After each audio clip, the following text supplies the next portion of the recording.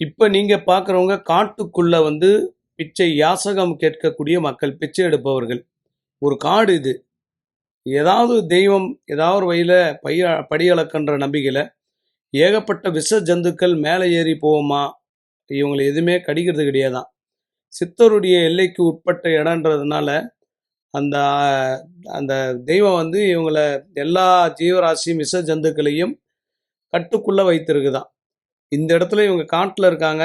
யாரோ ஒருத்தர் மூலம் உணவுகள் கொடுக்கப்படுகிறது. எல்லாமே தெய்வ செயல் தான். தெய்வத்த நம்பி உட்கார்றாங்க. ஒவ்வொருத்தருக்கும் ஒரு கஷ்டம். ஒருத்தரால நடக்க முடியாது. ஒருத்தரால உட்கார முடியாது. ஒருத்தரால எந்திரிச்சு போ முடியாது. தவழ்ந்துகிட்டு வர்றாங்க. யாசகம் கேட்குறாங்க. எல்லாமே தெய்வங்கள நம்பியே இவர்கள் வாழ்க்கை வாழ்றாங்க. ஏகப்பட்ட விஷ ஜந்துக்கள் போனா கூட எதுவுமே இவங்கள ஒண்ணும் பண்றது இல்லையாம். இதான் இந்த சித்தருடைய வழிபாட்டுல இருக்கக்கூடியது. ஒரு நாள் ரோட்ல உட்காந்து பாருங்க. உங்களுக்கு கஷ்டம் தெரியும்.